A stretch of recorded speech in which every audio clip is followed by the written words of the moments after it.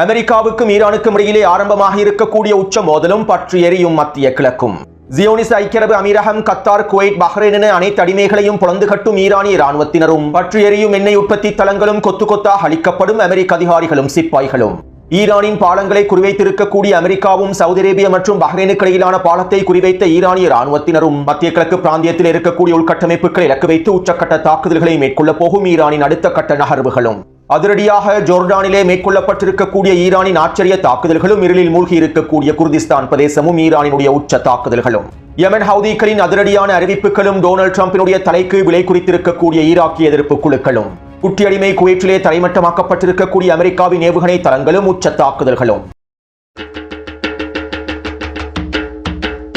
நேற்றிரவு யமன் அன்சாருல்லாவினுடைய புரட்சித் தலைவர் அப்துல் மலிக் அவர்கள் விசேட அறிவிப்பொன்றை வெளியிட்டிருந்தார். பல தசாப்தங்களாக அமெரிக்காவும் ஜியோனிச ஆக்கிரமிப்பும் போர்களை விரிவாக்குவதன் மூலமாகவும், கொடூரங்களை மேற்கொள்வதன் மூலமாகவும், இனப்படுகொலை தாக்குதல்களை மேற்கொள்வதன் மூலமாகவுமே தங்களுடைய வேலை திட்டங்களை முன்னெடுத்து வருகின்றார்கள். யுத்த காலத்திலே நேருக்கு நேராக மோதுவதற்கு பயப்படும் இந்த ஆக்கிரமிப்பாளர்கள் சதி செய்து யுத்த காலத்தை வெற்றி கொள்வதற்காகவே திட்டமிடுகின்றார்கள். அதே போன்று இந்த இஸ்லாமிய உலகிலே மோதல்களை விரிவாக்குவதற்காகவும், பலஸ்தீனிய காரணத்தினை முடக்குவதற்காகவும், பிராந்தியத்தினுடைய ஸ்திரத்தன்மையை நிலைக்குலைய செய்வதற்காகவும், ஆக்கிரமிப்புக்கு முழுமையான ஆதரவை வழங்க கூடிய நாடாகவே சவுதி அரேபியா தற்போது திகழ்கின்றது. இந்த இஸ்லாமிய உலகிலே பலஸ்தீனிய காரணத்தினை சிதைப்பதற்காக அதிகளவான வேலை திட்டங்களை சவுதி அரேபியாவே மேற்கொள்கின்றது. அமெரிக்க ஆக்கிரமிப்புக்கு எதிராகவும், ஜியோனிச ஆக்கிரமிப்பின் கொடூரங்களுக்கு எதிராகவும் இஸ்லாமிய உலகம் இன்னும் ஒன்றுபடாமல் இருப்பதற்கு மிக முக்கியமான காரணமே சவுதி அரேபியா தான். அமெரிக்காவோடும் பிரித்தானியாவோடும் இஸ்ரேலிய ஆக்கிரமிப்போடும் அவர்கள் நெருங்கிய தொடர்புகளை வைத்துள்ளார்கள். இந்த ஆக்கிரமிப்பாளர்களை வளர்க்கும் நோக்கத்தையும் அவர்களுடைய இலக்குகளை நடைமுறைப்படுத்தும் நோக்கத்தையுமே சவுதி அரேபியா கொண்டுள்ளது. எங்களுடைய அன்புக்குரிய யமன் மக்களுக்கு எதிராகவும், யமன் பெண்கள் மற்றும் குழந்தைகளுக்கு எதிராகவும், யமனிலே வாழக்கூடிய முஸ்லிம்களுக்கு எதிராகவும் ஒட்டுமொத்த கொடூரங்களையும் சவுதி அரேபியாவில் திவிட்டுள்ளது.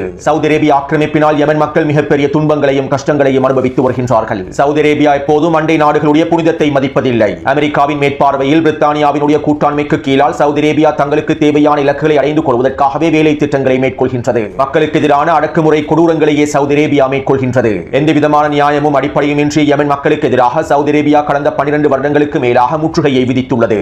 யமனுக்கு எதிரான சவுதி அரேபியாவினுடைய ஆக்கிரமிப்பு 12 வருடங்களுக்கு மேலாக தொடர்கின்றது. எங்களுடைய மக்களுக்கு எதிரான சவுதி அரேபியாவினுடைய இந்த ஆக்கிரமிப்பினால் ஆயிரக்கணக்கான யமன் மக்களும், யமன் குழந்தைகளும், யமன் பெண்களும் படுகொலை செய்யப்பட்டுள்ளார்கள். யமனுக்குள்ளே இருக்கக்கூடிய ஆயிரக்கணக்கான உட்கட்டமைப்புகள், பொருளாதார தளங்கள் என அனைத்தையும் அவர்கள் அளித்துள்ளார்கள். வறுமையில் வாழக்கூடிய யமன் மக்களின் குடியிருப்பு பிரதேசங்களுக்கு எதிரான உச்சக்கட்ட தாக்குதல்களையும் மேற்கொண்டுள்ளார்கள். இவை அனைத்தும் சவுதி அரேபியா ஆக்கிரமிப்பினால் மேற்கொள்ளப்பட்டிருக்கக்கூடிய கொடூரங்களாகும். இந்த உலகில் இருக்கக்கூடிய ஒட்டுமொத்த இஸ்லாமியர்களும் ஒரு விடயத்தினை தெளிவாக புரிந்து கொள்ள வேண்டும். சவுதி அரேபியாவினுடைய கொடூரங்களினாலும் அடக்குமுறைகளினாலும் சவுதி அரேபியாவினுடைய நிலைப்பாட்டினாலும் அதிகமாக பாதிக்கப்படுவது பலஸ்தீனிய மக்கள் தான். பல தசாப்தங்களாக பலஸ்தீனிய காரணத்தினை முடக்குவதற்காகவும், பலஸ்தீனிய மக்களை அழிப்பதற்காகவும் சவுதி அரேபியா மறைமுகமாக அனைத்தையும் செய்துள்ளது. அல்-அக்ஸா வெள்ளப்போர் ஆரம்பிக்கப்பட்டதற்கு பின்பு காசாவிலே பலஸ்தீனிய மக்கள் இனப்படுகொலை செய்யப்பட்டார்கள். இந்த சந்தர்ப்பத்திலே பலஸ்தீனிய மக்களை பாதுகாப்பதற்காக மேற்கொள்ளப்பட இருந்த அனைத்து வேலை திட்டங்களையும் சவுதி அரேபிய அரசாங்கமே தடுத்து நிறுத்தியது. அமெரிக்காவுக்கு எதிரான, இஸ்ரேலிய ஆக்கிரமிப்புக்கு எதிரான எதிர்ப்பு குழுக்களை முடக்குவதற்கான எல்லாவிதமான வேலை திட்டத்தையும் சவுதி அரேபியா மேற்கொண்டுள்ளது. பலஸ்தீனிய காரணத்திற்கு எதிராக செயற்படக்கூடிய மிக முக்கியமான பங்காளியாகவே சவுதி அரேபியா இருக்கின்றது.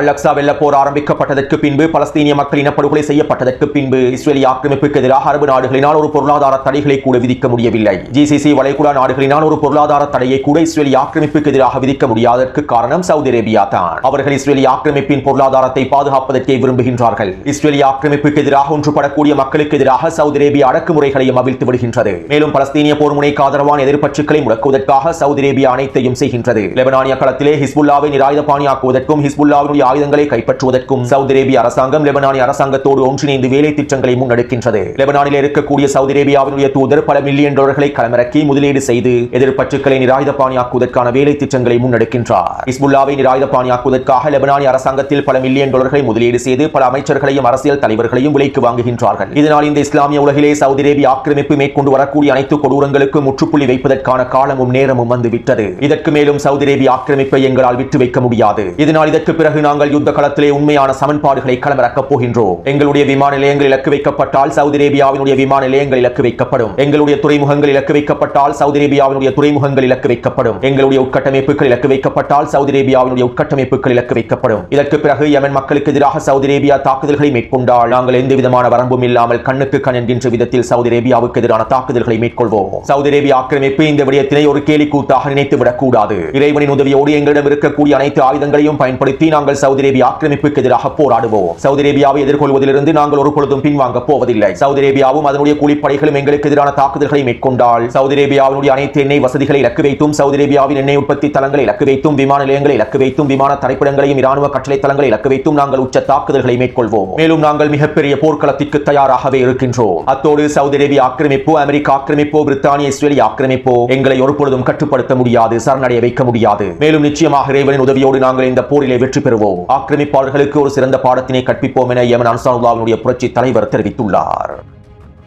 அதாவது யமன் ஹவுதி இராணுவத்தினர் அடிமை சவுதி அரேபியாவுக்கு எதிரான அடுத்த கட்ட போரை அறிவித்துள்ளார்கள். மேலும் இதற்கமைவாக யமனுடைய களத்திலே சவுதி அரேபியாவின் கூட்டுப்படைகளுக்கு எதிரான உச்ச தயார்படுத்தல்களையும் யமன் ஹவுதி இராணுவத்தினர் மும்முரமாக மேற்கொண்டு வருகின்றார்கள். அது மட்டுமல்லாமல் முன்னே காணொலிகளில் கூறியதைப் போன்று செங்கடல் பிரதேசத்தையும் பாபல் மண்ட பிரதேசத்தையும் முழுமையாக இழுத்து மூடுவதற்கு யமன் ஹவுதி இராணுவத்தினர் தயாராகவே இருக்கின்றார்கள். இன்னும் 24 அல்லது 48 மணித்தியாலங்களுக்குள்ளே யமனின் களத்தில் தரைவழி தாக்குதல்கள் ஆரம்பிக்கப்பட்டுவிடும் என தெரிவிக்கப்படுகின்றது. இவ்வாறு தரைவழி தாக்குதல்கள் ஆரம்பிக்கப்பட்டதும், சவுதி அரேபியாவுடைய தாக்குதல்கள் ஆரம்பிக்கப்பட்டதும் யமன் ஹவுதி இராணுவத்தினர் செங்கடல் பிரதேச முழுமையாக இழுத்து மூடிவிடுவார்கள். மேலும் தற்போது ஈரானுக்கு எதிரான போரும் அடுத்த கட்டத்தை நோக்கி நகர்ந்திருப்பதனால், உச்ச மோதல்கள் நடைபெற்று வருவதனால், ஈரானுடைய உட்கட்டமைப்புகளை இலக்கு வைத்து தாக்குதல்கள் ஆரம்பிக்கப்பட்டிருப்பதனால் பாபல் மண்ட பிரதேசத்தை, செங்கடல் பிரதேசத்தை யமன் ஹவுதிகள் முழுமையாக இழுத்து மூடுவதற்கான அனுமதியையும் ஈரானிய தலைமைகள் வழங்கியுள்ளார்கள்.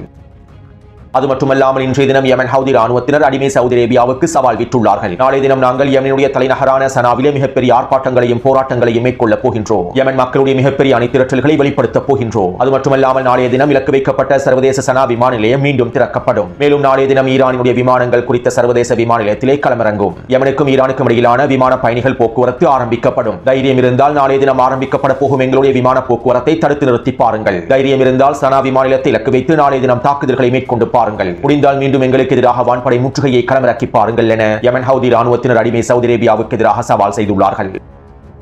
அடுத்து ஈராக்கினுடைய எதிர்ப்பு குழுக்கள் அடுத்த கட்ட போருக்கு முழுமையாக தயாராகவே இருக்கின்றார்கள். இதற்கான அறிவிப்புகளையும் வெளியிட்டிருந்தார்கள். நேற்றிரவு வெளியிட்ட காணொலியில் இவை தொடர்பாக தெளிவாக குறிப்பிட்டிருந்தேன். மேலும் இதைத் தொடர்ந்து இன்றைய தினம் ஈராக்கிய எதிர்ப்பு குழுக்கள் டொனால்ட் ட்ரம்பினுடைய தலைக்கான விலையை அறிவித்துள்ளார்கள். இதற்கமைவாக டொனால்ட் ட்ரம்பை படுகொலை செய்பவர்களுக்கு $10 மில்லியன் பரிசாக வழங்குவதாக ஈராக்கிய எதிர்ப்பு குழுக்கள் அறிவித்துள்ளார்கள். பலஸ்தீனிய போர் முனைக்கு ஆதரவான, எதிர்க்கட்சிகளுக்கு ஆதரவான, நம்பகத்தன்மையை கொண்டிருக்கக்கூடிய எந்த ஒரு போராளியாவது டொனால்ட் ட்ரம்பை படுகொலை செய்தால் அவருக்கு நாங்கள் $10 மில்லியன் வழங்குகின்றோம் என ஈராக்கிய எதிர்ப்பு குழுக்கள் அறிவித்துள்ளார்கள். இவ்வாறு ஈராக்கிய எதிர்ப்பு குழுக்கள் டொனால்ட் ட்ரம்பை படுகொலை செய்வதற்கு அழைப்பு விடுத்திருப்பது உண்மையில் ஒரு சாதாரண விடயம் அல்ல.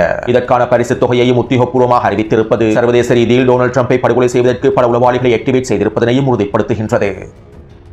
அடுத்து புரிந்துணர்வு ஒப்பந்தத்தை மேற்கொண்ட பாகிஸ்தானிய மத்தியஸ்தர்களும் கத்தாரிய மத்தியஸ்தர்களும் தற்போது மௌனமாகவே இருக்கின்றார்கள். கடந்த 5 நாட்களாக புரிந்துணர்வு ஒப்பந்தத்தை மீறி அமெரிக்கா ஈரானுக்கு எதிரான உச்ச தாக்குதல்களை மேற்கொண்டு வருகின்றது. புரிந்துணர்வு ஒப்பந்தத்தினுடைய நிபந்தனைகள் முழுமையாக மீறப்பட்டுள்ளன. இருப்பினும் இவை தொடர்பாக அடிமை பாகிஸ்தானிய மத்தியஸ்தர்கள் எந்தவிதமான கருத்துக்களையும் வெளியிடவில்லை.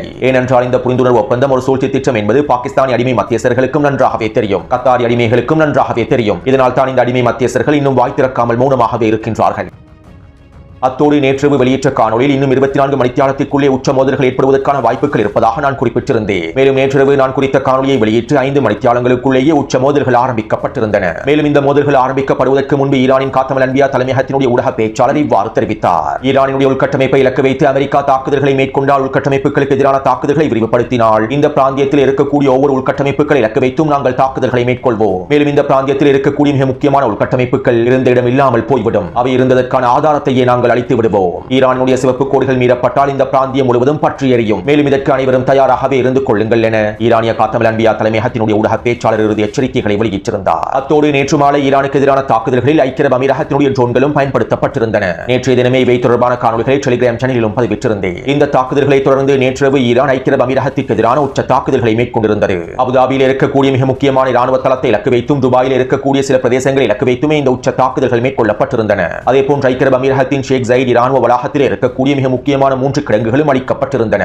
இதனை உறுதிப்படுத்தக்கூடிய செயற்கைக்கோள் புகைப்படங்களும் வெளியாக இருந்தன. அவற்றையும் டெலிகிராம் சேனலில் பதிவிட்டுள்ளேன். ஆனால் நேற்றிரவு குறித்த தாக்குதல்கள் மேற்கொள்ளப்பட்டதற்கு பின்பு ஐக்கிய அரபு அமீரகம் குறித்த தாக்குதல்களை மறுத்துவிட்டது. அபுதாபியிலும் துபாயிலும் தாக்குதல்கள் மேற்கொள்ளப்பட்டுள்ளது என அமெரிக்க ஊடகங்களும் செய்திகளை வெளியிட்டிருந்தன. ஆனால் இந்த தகவல்களையும் மறுப்பதாக ஐக்கிய அரபு அமீரகம் அறிவித்தது. ஏற்கனவே ஈரானுக்கு எதிரான போருக்கு பின்பு ஐக்கிய அரபு அமீரகம் பொருளாதார ரீதியாக மிகப்பெரிய சிக்கல்களை எதிர்கொண்டு வருகின்றது. இப்படியான நிலைமையில் குறித்த தாக்குதல் தொடர்பான தகவல்கள் வெளிப்படுத்தப்பட்டால் அது ஐக்கிய அரபு அமீரகத்தின் பொருளாதாரத்தில் மிகப்பெரிய தாக்கத்தை ஏற்படுத்திவிடும் என்பதன் காரணத்தினாலேயே ஐக்கிய அரபு அமீரகத்தினுடைய தலைமைகள் இந்த தாக்குதல்களை மறுத்துள்ளார்கள். இருப்பினும் நெடுநாட்களுக்கு இவர்களுக்கு இந்த தாக்குதல்களை மறுக்க முடியாது. ஏனென்றால் இனி வரக்கூடிய மணித்தியாலங்களில், இனி வரக்கூடிய நாட்களில் ஐக்கிய அரபு அமீரகத்தை ஈரான் புறந்து கட்டப் போகின்றது. ஒட்டுமொத்த உலகமும் இதனை பார்க்கத்தான் போகின்றார்கள். அத்தோடு நேற்றிரவு குர்திஸ்தான் எல்லை பிரதேசத்திலே உச்சக்கட்ட பதற்றங்கள் ஏற்படுத்தப்பட்டிருந்தன. அமெரிக்காவினுடைய உச்சக்கட்ட தாக்குதல்கள் ஆரம்பிக்கப்படுவதற்கு முன்பு குர்திஸ்தான் பிரதேசத்தின் வழியாக தரைவழி தாக்குதல்கள் ஆரம்பிக்கப்படுவதற்கான வாய்ப்புகள் இருப்பதாகவும் தகவல்கள் வெளியாகியிருந்தன. இதற்கமைவாக ஈரானிய IRGC ராணுவம் அதிகளவான தரைப்படையை குறித்த பகுதியிலே களமிறக்கியது. குர்திஸ்தான் ஈரான் எல்லை பிரதேசத்திலேயே அதிகளவான படைக்குழுக்கள் களமிறக்கப்பட்டார்கள். ஈரானிய IRGC ராணுவம் அதிகளவான போர் வாகனங்களையும் முழுமையாக களமிறக்கியது. கிடைக்கப்பட்டிருக்கக்கூடிய தகவல்களுக்கு அமைவாக குர்திஸ்தான் பிரதேசத்தில் இருக்கக்கூடிய பயங்கரவாதிகளும் பிரிவினைவாதிகளும் ஒரு மிகப்பெரிய தரைவழி தாக்குதலுக்கு தயாராகி வருகின்றார்கள் என்பது உறுதி செய்யப்பட்டுள்ளது. குறைந்தது 10,000 தொடக்கம் 20,000 வரையிலான பிரிவினைவாதிகளும் பயங்கரவாதிகளும் இந்த தரைவழி தாக்குதல்களிலே கலந்து கொள்ளப் போவதாகவும் இன்னும் பல கூலிப்படைகளும் கலந்து கொள்ளப் போவதாகவும் தெரிவிக்கப்பட்டுள்ளது. இதனாலேயே நேற்றிரவு அதிகளவான தரைப்படையை ஈரானிய IRGC ராணுவம் குர்திஸ்தான் எல்லை பிரதேசத்தில் முழுமையாக களமிறக்கியது. அது மட்டுமல்லாமல் நேற்றிரவிலிருந்து குர்திஸ்தான் பிரதேசத்தை இலக்கு வைத்து உச்சேவுகணை தாக்குதல்களையும் ட்ரோன் தாக்குதல்களையும் ஈரானிய தரப்பினர் ஆரம்பித்திருந்தார்கள். இதன் விளைவாக குர்திஸ்தானினுடைய மின்சார கட்டமைப்புகளை இலக்கு வைத்தும் தாக்குதல்கள் மேற்கொள்ளப்பட்டிருந்தன. குர்திஸ்தான் ஏபில் பிரதேசத்தில் இருக்கக்கூடிய மின்சார கட்டமைப்புகளை இலக்கு வைத்தும் தாக்குதல்கள் மேற்கொள்ளப்பட்டிருந்தன. இந்த தாக்குதலினால் குர்திஸ்தான் பிரதேசம் மின்சாரத்தை இழந்து முழுமையாக இருளில் மூழ்கியது. அது மட்டுமல்லாமல் குர்திஸ்தான் எல்லை பிரதேசத்திற்கு அருகாமையில் இருக்கக்கூடிய பல தொலைத்தொடர்பு வலையமைப்புகளையும் ஈரானிய ஏவுகணைகள் முழுமையாக தரைமட்டமாக்கி இருந்தன. அதாவது கிட்டத்தட்ட 3 மணித்தியாலத்திற்குள்ளே ஈரான் உச்ச தாக்குதல்களை மேற்கொண்டிருந்தது. மேலும் இந்த உச்ச தாக்குதல்களின் விளைவாகவும் பிரிவினைவாதிகளும் பயங்கரவாதிகளும் எல்லை பகுதியிலே தரைவழி தாக்குதல்களை பிற்படுத்தி இருக்கலாம் என்றும் தெரிவிக்கப்படுகின்றது. இருப்பினும் ஈரானினுடைய IRGC ராணுவம் குர்திஸ்தான் எல்லை பிரதேசத்திலே முழுமையாக களமிறக்கப்பட்டு நிலைநிறுத்தப்பட்டுள்ளார்கள். எந்த ஒரு தரைவழி தாக்குதலையும் முறியடிக்கும் நோக்கத்தோடு தயார் நிலையில் வைக்கப்பட்டுள்ளார்கள். அடுத்து இலங்கை நேரப்படி நள்ளிரவு 12:30 மணி அளவில் அமெரிக்கா ஈரானுக்கு எதிரான உச்சக்கட்ட தாக்குதல்களை ஆரம்பித்தது. கடந்த 5 நாட்களாக ஈரானுடைய உள்கட்டமைப்புகளை இலக்கு வைத்து அமெரிக்கா வீரியமான தாக்குதல்களை மேற்கொண்டிருக்கவில்லை. பாலங்களை இலக்கு வைத்தும் மிக முக்கியமான தளங்களை இலக்கு வைத்தும் தாக்குதல்களை மேற்கொண்டிருக்கவில்லை. கரையோர பிரதேசங்களில் இருக்கக்கூடிய வான் பாதுகாப்பு அமைப்புகளையும் கரையோர பிரதேசத்தில் இருக்கக்கூடிய முக்கியமான ராணுவ கட்டளை தளங்களையும் தொலைத்தொடர்பு வலையமைப்புகளையும் இலக்கு வைத்து உச்ச தாக்குதல்களை மேற்கொண்டிருந்தது. ஆனால் தற்போது ஈரானுக்கு எதிராக அமெரிக்கா ஆரம்பித்திருக்கக்கூடிய தாக்குதல்கள் வீரியமான தாக்குதல்களாகும். இதற்கமைவாக நள்ளிரவு வேளையில் 4 மணித்தியாலத்திற்குள்ளே அமெரிக்கா ஈரானுக்குள் 60க்கும் அதிகமான தாக்குதல்களை மேற்கொண்டிருந்தது. இந்த தாக்குதலினால் ஈரானுக்குள் இருக்கக்கூடிய மிக முக்கியமான 6 பாலங்கள் குறிவைக்கப்பட்டிருந்தன. பந்தரம்பாஸ் துறைமுகத்திற்கும் அதற்கு அருகாமையில் இருக்கக்கூடிய தீவுகளுக்கும் இடையில் இருக்கக்கூடிய மிக முக்கியமான பாலங்களை அமெரிக்கா முழுமையாக தரைமட்டமாக்கியது. அதேபோன்று ஈரானிய கடற்படை தளங்களுக்கும் தீவுகளுக்கும் செல்லக்கூடிய பல பாலங்களை இலக்கு வைத்தும் தாக்குதல்களை மேற்கொண்டிருந்தது. அதேபோன்று சபாஹர் துறைமுகத்தில் இருக்கக்கூடிய கண்காணிப்பு கோபுரத்தை முழுமையாக இடித்து தரைமட்டமாக்கியது. இவை தொடர்பான காணொலிகளையும் புகைப்படங்களையும் டெலிகிராம் சேனலில் பதிவிட்டுள்ளேன். அதேபோன்று தெற்கு பிரதேசத்தில் இருக்கக்கூடிய பொதுமக்கள் பயன்படுத்தக்கூடிய 3 விமான நிலையங்களை இலக்கு வைத்தும் தாக்குதல்களை மேற்கொண்டிருந்தது. மேலும் குடியிருப்பு பிரதேசங்களை இலக்கு வைத்தும் தாக்குதல்கள் மேற்கொள்ளப்பட்டிருந்தன. சிறிய வைத்தியசாலை ஒன்றை இலக்கு வைத்தும் தாக்குதல் மேற்கொள்ளப்பட்டிருந்தன. மேலும் ஈரானுடைய கடற்கரை பிரதேசங்களை நோக்கி நகரக்கூடிய மிக முக்கியமான பாதைகளை சிதைக்கும் நோக்கத்தோடும் உச்ச வான்வழி தாக்குதல்கள் மேற்கொள்ளப்பட்டிருந்தன. சுருக்கமாக குறிப்பிடுவதாக இருந்தால் ஈரானுடைய உள்கட்டமைப்புகளை இலக்கு வைத்தும் பாலங்களை இலக்கு வைத்தும் பொதுமக்களுடைய குடியிருப்பு பிரதேசங்களை இலக்கு வைத்தும் வைத்தியசாலைகளை இலக்கு வைத்தும் அமெரிக்கா உச்சக்கட்ட தாக்குதல்களை மேற்கொண்டிருந்தது. அமெரிக்காவினுடைய இந்த தாக்குதல்களை தொடர்ந்து ஈரானும் உச்சக்கட்ட பதிலடி தாக்குதல்களை ஆரம்பித்தது. இதன் ஆரம்பமாக குவைத்தையும் பஹ்ரைனையும் ஜோர்டானையும் இலக்கு வைத்து உச்ச தாக்குதல்கள் மேற்கொள்ளப்பட்டிருந்தன. 100க்கும் அதிகமான ஏவுகணை மற்றும் ட்ரோன் தாக்குதல்களை ஈரான் மேற்கொண்டிருந்தது. மேலும் இந்த தாக்குதல்களுக்கு அமைவாக குவைத்திலே கிட்டத்தட்ட 10க்கும் அதிகமான வெடிப்புகள் பதிவாகி இருந்தன. கடந்த 5 நாட்களாக குவைத்தினுடைய துறைமுகத்திலே இருக்கக்கூடிய ஏவுகணை தளத்தை பயன்படுத்தி ஈரானுக்கு எதிரான ஏவுகணை தாக்குதல்கள் மேற்கொள்ளப்பட்டிருந்தன. மேலும் நள்ளிரவு வேளையில் ஈரான் ஒரே நேரத்தில் அதிகளவான ஏவுகணை மற்றும் ட்ரோன் தாக்குதல்களை குறித்த ஏவுகணை தளத்தை இலக்கு வைத்து மேற்கொண்டிருந்தது. இதன் விளைவாக குவைத்தினுடைய குறித்த அமெரிக்க ஹிமாஸ் ஏவுகணை தளமானது முழுமையாக தரைமட்டமாக்கப்பட்டுள்ளது. குறித்த ஏவுகணை தளத்தில் இருக்கக்கூடிய பல பேட்டரிகள் அளிக்கப்பட்டுள்ளன. இவற்றை உறுதிப்படுத்தக்கூடிய காணொலிகளை டெலிகிராம் சேனலில் பதிவிட்டுள்ளேன். சுருக்கமாக குறிப்பிடுவதாக இருந்தால் குவைத்தினுடைய ஏவுகணை தளமானது முழுமையாக தரைமட்டமாக்கப்பட்டு தீக்கிரையாக்கப்பட்டுள்ளது. இதைத் தொடர்ந்து குவைத்தினுடைய அமெரிக்க ராணுவ தளத்திற்கு அருகாமையில் இருக்கக்கூடிய எரிபொருள் தளங்களை நிரப்பு நிலையங்கள் இலக்கு வைத்தும் தாக்குதல்கள் மேற்கொள்ளப்பட்டிருந்தன. இந்த தாக்குதல்களினால் குறித்த எரிபொருள் கிடங்குகள் முழுமையாக அளிக்கப்பட்டுள்ளன. அமெரிக்க ராணுவத்திற்கு தேவையான எரிபொருள் விநியோகம் முழுமையாக தடைப்பட்டுள்ளன. இதைத் தொடர்ந்து பஹ்ரைனிலே கிட்டத்தட்ட 10க்கும் அதிகமான வெடிப்புகள் பதிவாகி இருந்தன. பஹ்ரைனில் இருக்கக்கூடிய அமெரிக்க தளத்தில் மாத்திரம் 5க்கும் அதிகமான வெடிப்புகள் பதிவாக இருந்ததாகவும் பல எரிபொருள் களஞ்சிய சாலைகள் அளிக்கப்பட்டிருந்ததாகவும் தெரிவிக்கப்பட்டது. அது மட்டுமல்லாமல் பஹ்ரைனுக்கும் சவுதி அரேபியாவுக்கும் இடையில் இருக்கக்கூடிய மிக முக்கியமான பாலத்தை இலக்கு வைத்தும் தாக்குதல்களை மேற்கொண்டிருந்தார்கள். இதனால் குறித்த பாலத்தில் சேதங்கள் ஏற்படுத்தப்பட்டிருப்பதாகவும் தெரிவிக்கப்படுகின்றது. அதேபோன்று பஹ்ரைனிலே அமெரிக்க அதிகாரிகளும் சிப்பாய்களும் தங்கியிருக்கக்கூடிய அல்திஹி முகாமை இலக்கு வைத்தும் தாக்குதல்கள் மேற்கொள்ளப்பட்டிருந்தன. இந்த தாக்குதலினால் குறித்த முகாமானது தீக்கிரையாக்கப்பட்டிருப்பதாகவும் பல அமெரிக்க அதிகாரிகளும் சிப்பாய்களும் அளிக்கப்பட்டிருப்பதாகவும் தெரிவிக்கப்படுகின்றது. மேலும் இந்த தாக்குதலை தொடர்ந்து அமெரிக்க அதிகாரிகளையும் சிப்பாய்களையும் ஆம்புலன்ஸ் வண்டிகள் மூலமாக பஹ்ரைனிய அரசாங்கம் அவசரமாக சவுதி அரேபியாவை நோக்கி நகர்த்தியது. இதன்போதுதான் சவுதி அரேபியாவுக்கும் பஹ்ரைனுக்கும் இடையில் இருக்கக்கூடிய பாலத்தை இலக்கு வைத்தும் ஈரான் தாக்குதல்களை மேற்கொண்டிருந்தது. இதைத் தொடர்ந்து கொல்லப்பட்ட படுகாயமடைந்த அமெரிக்க அதிகாரிகளை பஹ்ரைனிய அரசாங்கம் ஹெலிகாப்டர் மூலமாகவே சவுதி அரேபியாவுக்கு நகர்த்தி இருப்பதாகவும் தெரிவிக்கப்படுகின்றது. இந்த தாக்குதல்களை தொடர்ந்து ஈரான் ஜோர்டானுக்கும் சிரியாவுக்கும் இடையிலே இருக்கக்கூடிய மிக முக்கியமான ராணுவ கட்டளை தளமான அல்டனாஃப் அமெரிக்க ராணுவ கட்டளை தளத்தை இலக்கு வைத்து ஆச்சரிய தாக்குதல் ஒன்றை மேற்கொண்டிருந்தது. இந்த தாக்குதலின் போது குறித்த கட்டளை தளத்தில் இருக்கக்கூடிய ஆயுத கிடங்குகள் முழுமையாக தீக்கிரையாக்கப்பட்டிருப்பதாகவும் பல ராடர் கருவிகள் அளிக்கப்பட்டிருப்பதாகவும் அதிகளவான அமெரிக்க அதிகாரிகளும் சிப்பாய்களும் கொல்லப்பட்டிருப்பதாகவும் தெரிவிக்கப்படுகின்றது. மேலும் குறித்த தாக்குதல் தொடர்பான செயற்கைக்கோள் புகைப்படங்கள் வெளியானதும் அவற்றையும் டெலிகிராம் சேனலில் பதிவிடுகின்றேன். அதாவது சிரியா மற்றும் ஜோர்டான் எல்லை பிரதேசத்தோடு சம்பந்தப்பட்டிருக்கக்கூடிய அல்டனாஃப் அமெரிக்க ராணுவ கட்டளை தளமானது அமெரிக்காவுக்கும் இஸ்ரேலிய ஆக்கிரமிப்புக்கும் மிக முக்கியமான ராணுவ கட்டளை தளமாகும். குறித்த கட்டளை தளத்தில் இருக்கக்கூடிய ராடர் கருவிகள் மிக முக்கியமான ராடர் கருவிகளாகும். தற்போது ஈரானிய தரப்பினர் ஆச்சரிய தாக்குதலை மேற்கொண்டு இந்த ராடர் கருவிகளையும் ஆயுத கிடங்குகளையுமே முழுமையாக அளித்துள்ளார்கள்.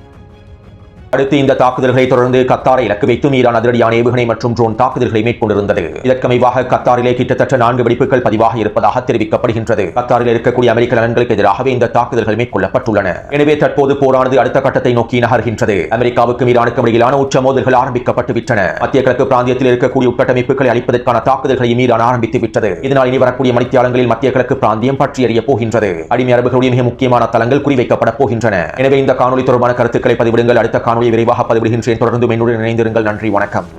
நன்றி உறவுகளே. இது போன்ற வீடியோகளை பார்வையிட சுந்தூஸ் முகமது இம்தியாஸ் என்ற யூடியூப் சேனலை சப்ஸ்கிரைப் செய்யும்.